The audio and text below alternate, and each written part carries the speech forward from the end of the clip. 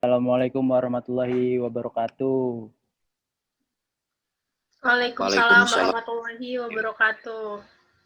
Jadi di kesempatan kali ini nyalain aja. Kesempatan kali ini kita bakal bincang-bincang nih mengenai seputar susu menyusui ya guys ya. Waduh. Di sini sudah hadir narasumber pertama yaitu Rani sebagai wanita karir yang mewakili kaum perempuan dalam hal menyusui. Iya. Itu sekali aja. Nah, untuk narasumber kedua yaitu Saudara Rihan sebagai ahli atau tokoh masyarakat ternama di Sumedang, yang mana kita bakal mendapat ilmu-ilmu agama dari beliau.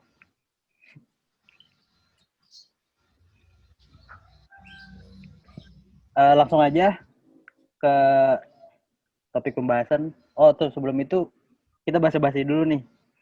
Gimana Rani kesibukan belakangan ini? Untuk kesibukan belakangan ini sih ya basic banget gitu loh. Karena aku juga masih sebagai mahasiswi, ya kesibukannya jelas lah kuliah, terus switch juga sih ke kerja part time gitu, ngajar-ngajar. Kerja part time ya, bagus. Udah ini belum Rani? Ada doi? Oh nggak boleh? Aduh, berat nih. Oh Pertanyaannya berat nih. iya ntar di ini aja lah di PC. Iya, stabil lah ya. Dengar-dengar Rani mau rilis album, bener kah? Dengar album gua. Iya, itu. Hoax ya. Aduh, berita dari mana nih, Pak? Ini dari album apa nih? Album rally. Waduh. Ini dari Wikipedia. Oh, saya famous juga ya, Pak? Oh, berarti. Kemudian Rihan gimana nih sibukannya? Sekarang lagi ngejabat sebagai member di LPM Suaka. Waduh. Ya betul Pak, sangat ya jadi tantangan juga ya. Di samping kuliah online juga harus ada kewajiban lain gitu yang harus dipenuhi. Juga untuk kesibukan ya sama kayak Mbak Rani tadi. Terus juga paling untuk mengisi waktu luang ya bil baca-baca buku agama, hukum fikih, dan lebih banyak lagi lah. Kapan-kapan setelah pandemi ini selesai gitu ya kita ketemu secara langsung gitu ya, karena memang sangat disayangkan sekali kita di kesempatan kali ini kita diskusinya hanya melalui Zoom meeting saja gitu. Terima kasih kepada Mas Jahid dan Barani yang sudah mengundang saya untuk menjadi apa ya istilahnya untuk mengisi ruang-ruang diskusi gitu. Siap. Jam terbang ya, sekarang udah padat dong Pak. Kenapa? Jam terbang jadi pendakwah udah padat dong Pak. Ya mungkin masih baru di tahap landing sih. Belum sejauh Barani lah ya. Betul. Iya, lihat dakwahnya udah mulai kelihatan ya. Iya, karena memang sebetulnya sangat terhalang oleh kondisi pandemi ini gitu. Bukan hanya sebagai pendakwah, tapi kita untuk beraktivitas kemana-mana sangat susah. Gitulah. Karena kan dakwah itu efektifnya sih ya langsung gitu. Iya, betul. Baik. Paling segitu dari saya. Iya, saya juga selaku host berterima kasih kepada kalian ya yang telah menyempatkan waktunya untuk hadir di pertemuan yang mungkin kurang penting.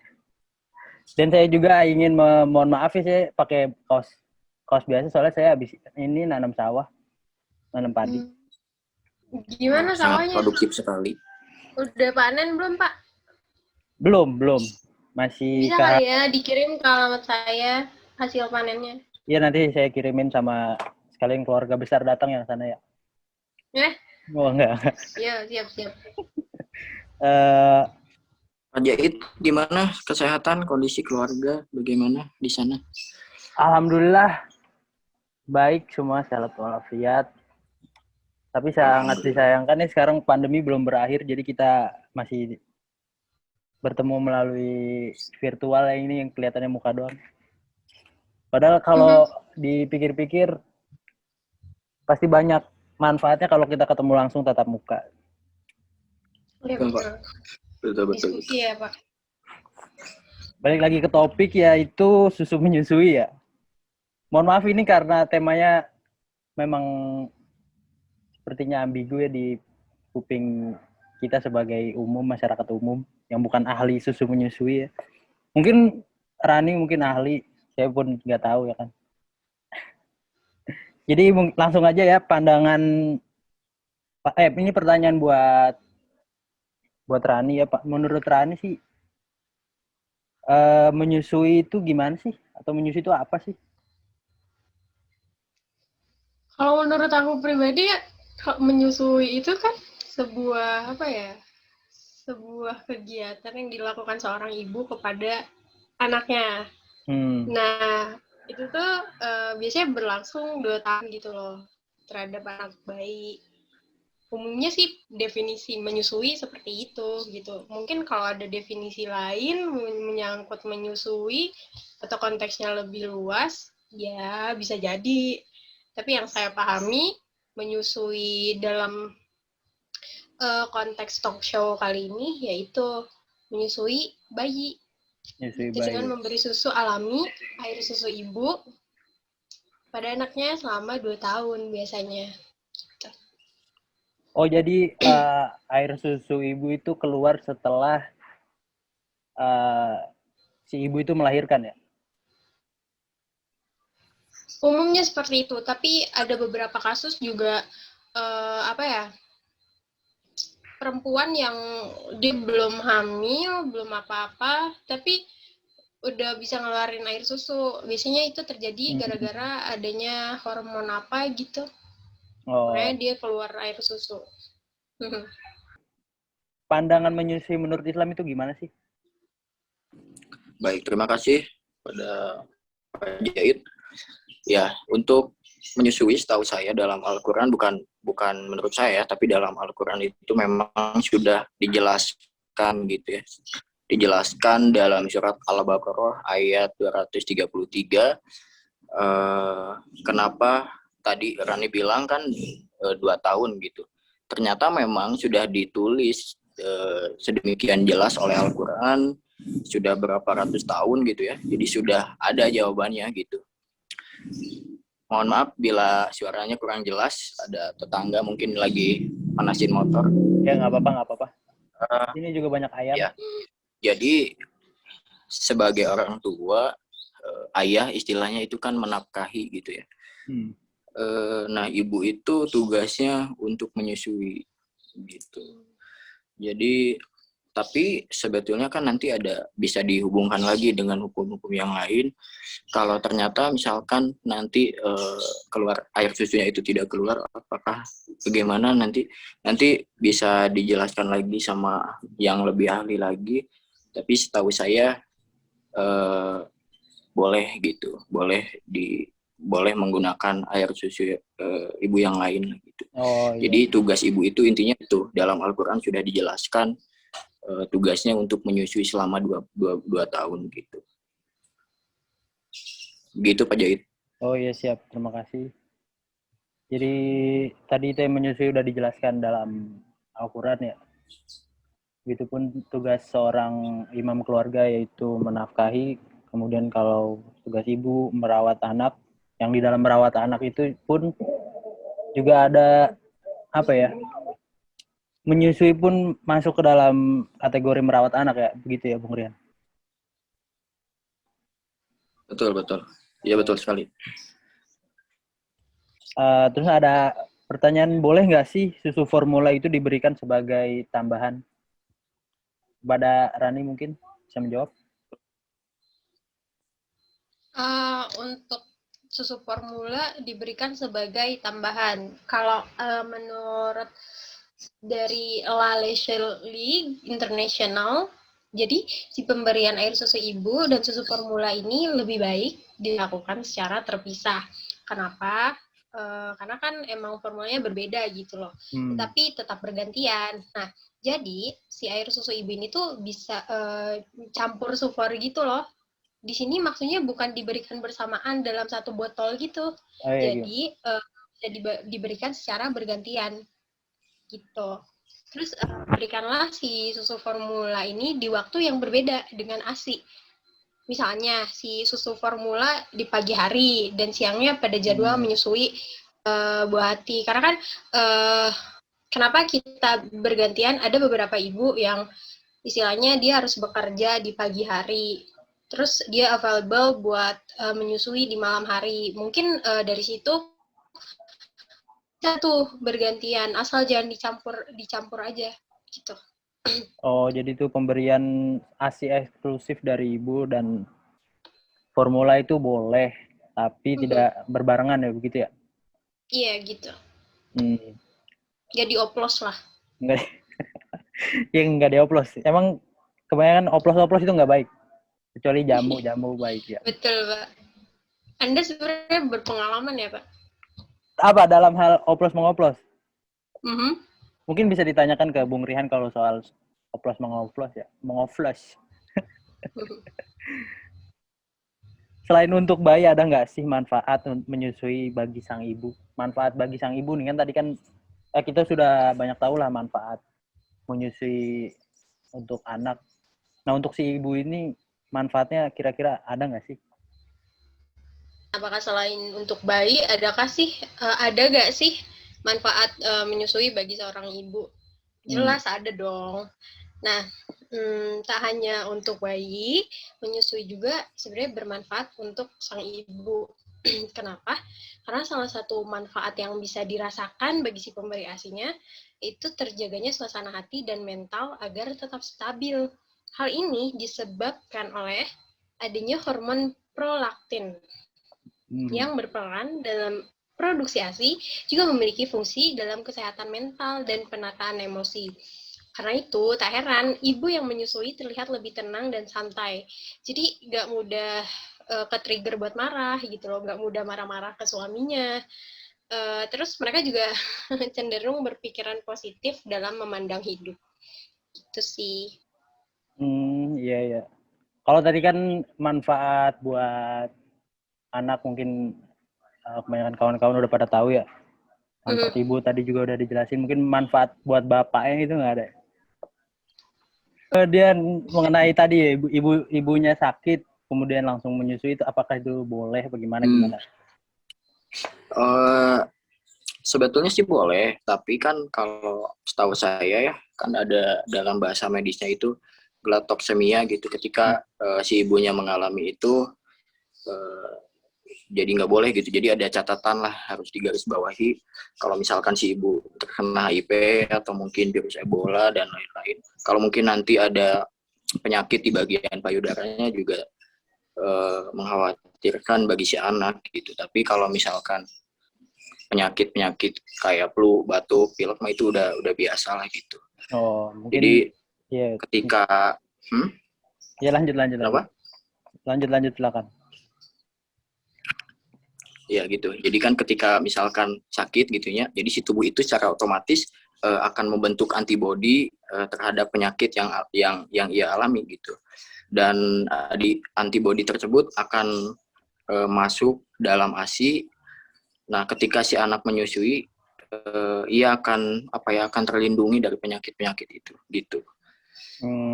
Gitu Pak Jahit. Gimana? Jelas? Nantilah kalau ada pertanyaan lagi, nanti di akhir aja kali ya. Jadi mungkin kalau penyakit ringan ya nggak apa-apa lah ya. Kalau penyakit nggak apa-apa, itu nggak apa-apa. Tapi perlu digarisbawahi kalau misalkan penyakitnya yang membahayakan, lebih berbahaya lagi. Apalagi kalau itu ini penyakit iri hati gitu kan, nanti takut nurun ke anaknya. Ya, paling itu diobatinya dengan kalau dalam Islam itu penyakit ain. Itu sangat berbahaya. Iya, itu gimana tuh kalau menyusui dalam keadaan memiliki penyakit ain? Ya lebih baik sih jangan dulu gitu ya. Karena kesian kalau misalkan nanti menyusui lihat anak pengen mukul gitu, jadi bawaannya emosi. Janganlah gitu. pada ibu-ibu mohon ya diperhatikan lagi. Iya, Harusnya betul. mah dalam kondisi baik-baik saja gitu. Gitu Pak Jahit. Iya. Itu anak-anak juga Jadi kan PR banget ya, Bun. sebagai tabungan kita di akhirat ya. Betul. Terus kira-kira apa sih, Rani mungkin bisa menjawab, apa yang harus si ibu makan atau ibu minum selama proses menyusui itu berlangsung? Untuk membuat ASI subur ya, ASI subur.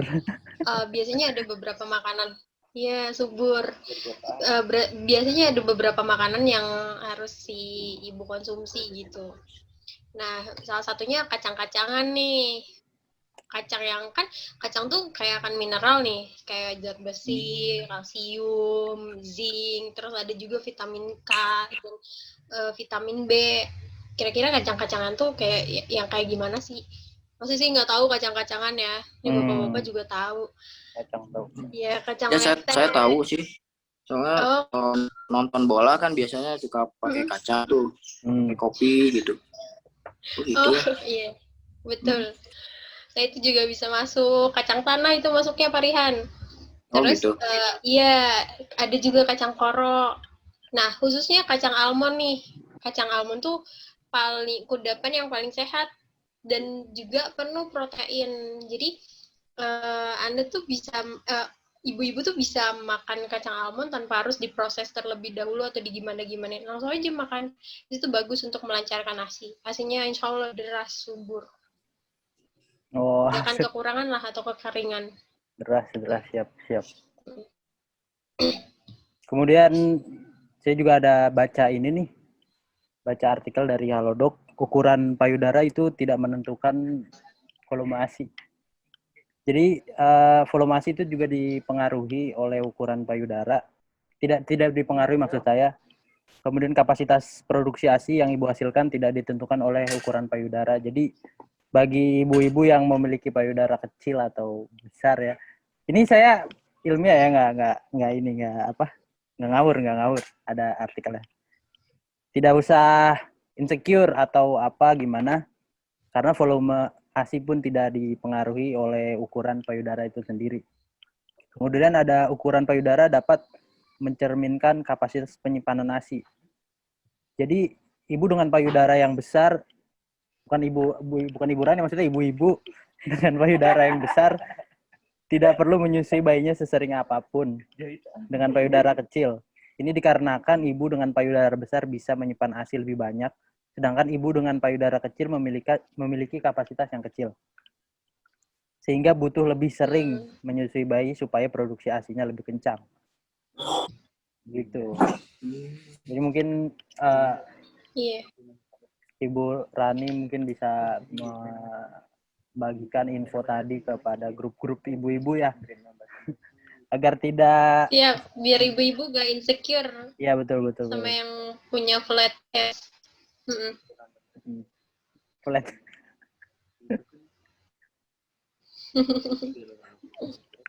Kayaknya Istri udah... Anda Pak flat chest juga apa?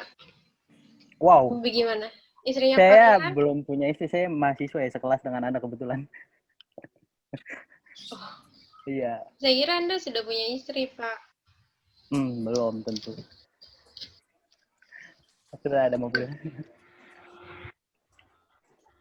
Kalau dilihat dari teks host ya, sudah habis ya pertanyaan, mungkin bisa di sesi akhir ini bisa bincang-bincang hangat lah, nggak usah serius-serius. Sambil mengisi durasi video mungkin bisa juga.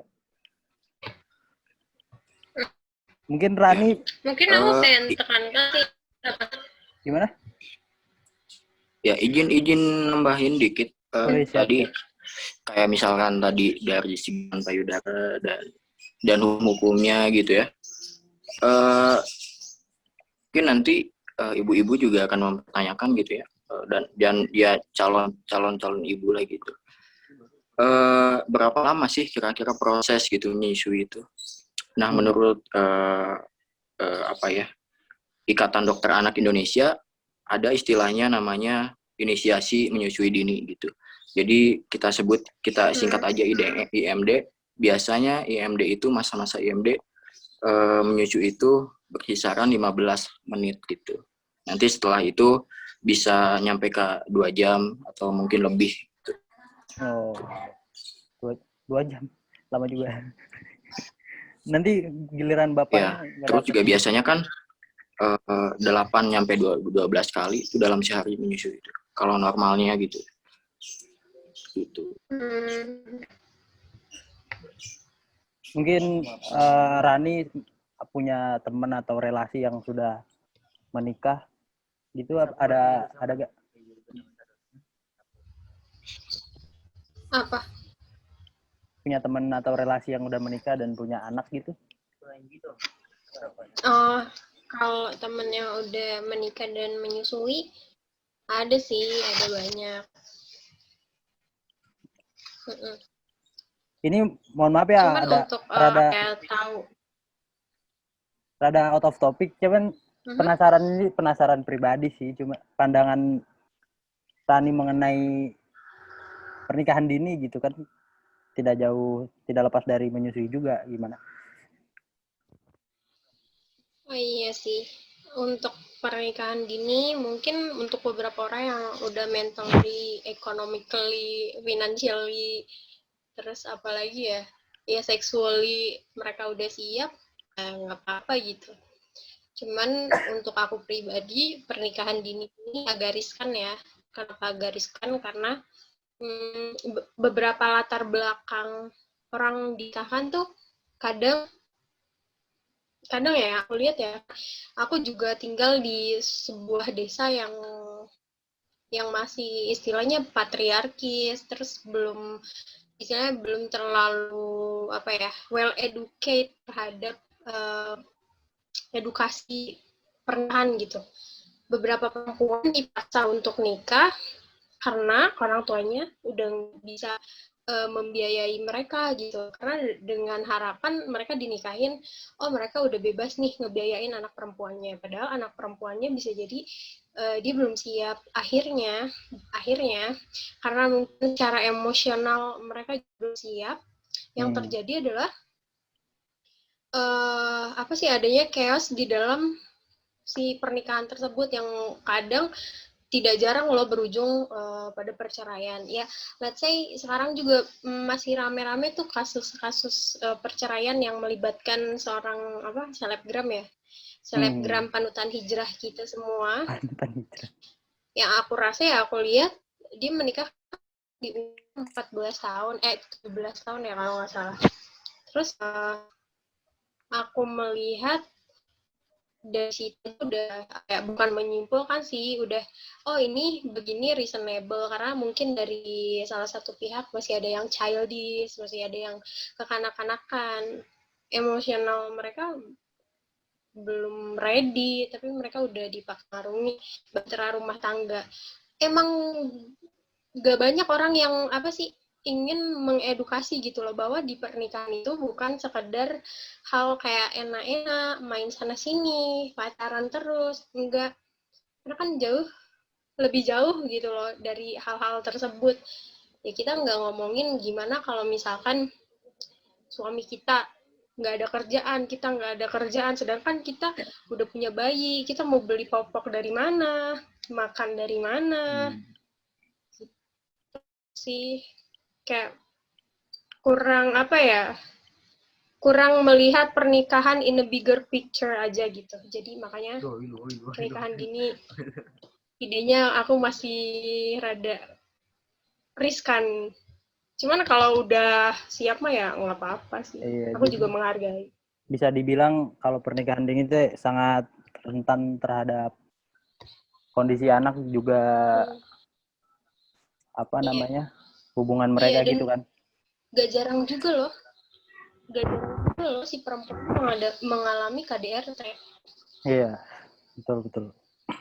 Iya, dan itu jarang dibicarakan. Nanti yang nasib si anak juga kadang mungkin ada yang dari pihak si ibunya atau pihak ayahnya yang enggak merawat ya kan, terus tidak dapat asupan ASI eksklusif dari ibu juga kan, gimana ya, mempengaruhi pola pikir si anak juga nantinya. Iya, jadi perkara lah. Iya. Iya. Mungkin Rihan gimana tanggapan mengenai pernikahan dini? Ya, kurang lebih sepakat gitu ya sama apa yang tadi disampaikan sama Rani. Sepakat karena mungkin ya nantinya secara biologis, psikologis juga bakalan kena gitu imbasnya gitu. Itu aja sih paling. Iya, siap. Baiklah. Terima kasih atas kesempatannya kepada Rani dan Rihan yang sudah hadir di talk show Susu Menyusui ya. Mungkin kesempatan lain kita bakal ketemu di talk show berikutnya. Tentu saja dengan tema yang beragam. Terima kasih ya Rihan, Rani. Saya akhiri pertemuan ini. Assalamualaikum warahmatullahi wabarakatuh. Waalaikumsalam warahmatullahi wabarakatuh.